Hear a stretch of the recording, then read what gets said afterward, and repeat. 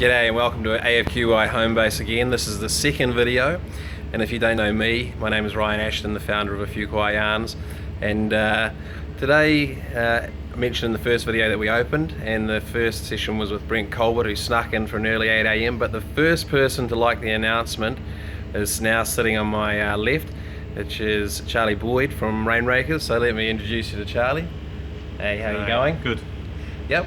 So as I said, you were the first to like the comment, and second meeting today, but instead of me introducing yourself, why don't you tell everyone who you are? Yeah, okay, Charlie Boyd, as you said. I have been around in IT and telco for nudging 30 years, so kind of... I'd just stick with 10, mate. 30, you know. Yes, right. You look like the rock sounds star. Good, I'll pretend it's 10, depends who I'm talking to. And kind of, I guess, sort of seen, you know, there were no PCs when I started, there was no internet, and so seen all that evolve, and kind of mostly been in, start off in sort of the software development space as it was back then. Oh yeah? Did that for kind of 9 or 10 years, so cut my teeth on that.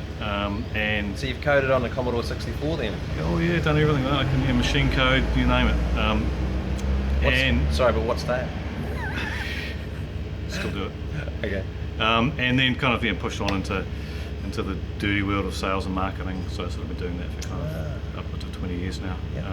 And worked everywhere, big companies, small companies, and now I have my own business called Rainmakers. Oh, fantastic. Well, look, before we get on to Rainmakers, how about the, as I say at A Few Quiet Yarns, the kids, the cat and the dog?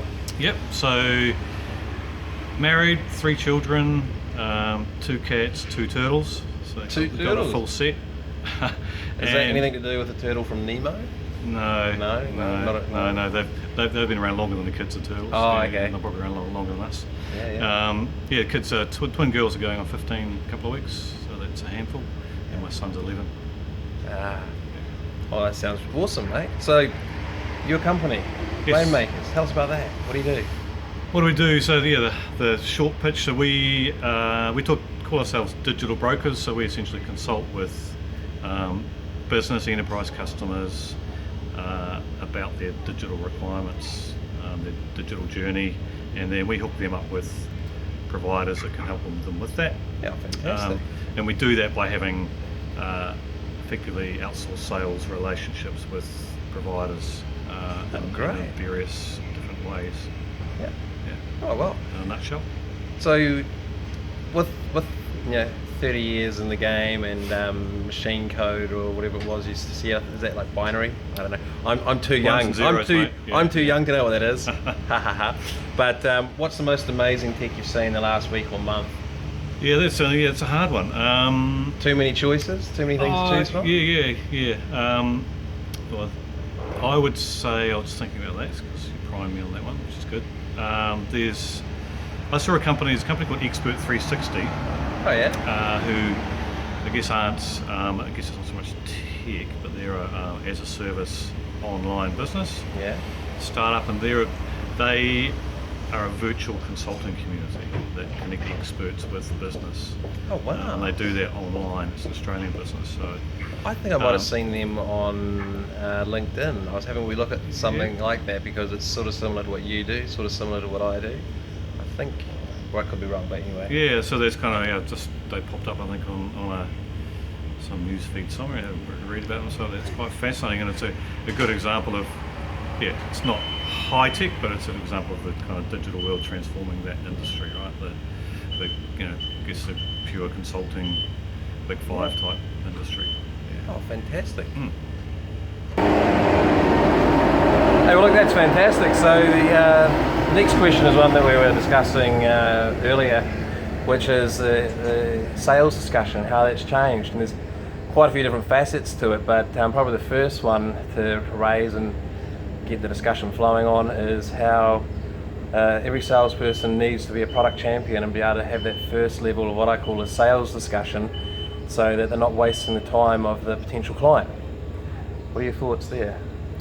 Yeah, I mean, it has changed, and I think that, like everything, the online digital world is a factor in that. It's changing, and I think it really comes down to buyers are changing. Yeah. Right? Sales is having to adapt to that because the two go together. And yeah, buyers are generally far more educated about you as a provider. They already know the generic product, sales, company information. So when they are engaging with you, they want to have a meaningful conversation, right? And it needs to be, help me solve my problem. It needs to be a creative conversation. And I think that, well, I know that means that salespeople have to Know what we're talking about. have to know what they're talking about basically, and be prepared for that. And they have less time. Right? Buyers have less time these days. Yeah, the long lunch has disappeared and the short discussion has come about.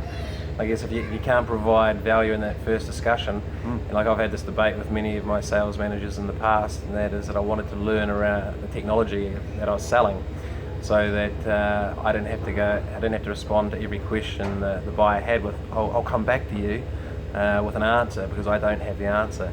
And that comes back to your point around buyers don't have the time for you to waste not having the answers. Yep. At that first discussion, you just need to be able to bounce the answers out and be able to give them the detail I need to understand whether to have a second conversation, whether to bring in the technical expert at that next higher level that the salesperson shouldn't or need to try and answer.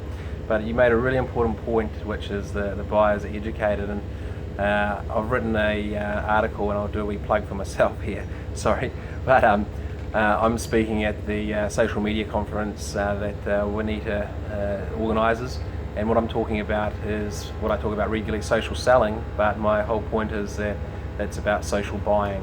And a salesperson that doesn't understand that a buyer knows exactly what they're doing is probably a little bit stupid, and they're going to get shown up and found out. And social buying, as I call it, is all about being authentic and genuine and being able to help. And if you can't, then introduce them to someone who actually can, because that's going to hold you in better stead with that relationship than trying to shoehorn your product and then be found out or put out later.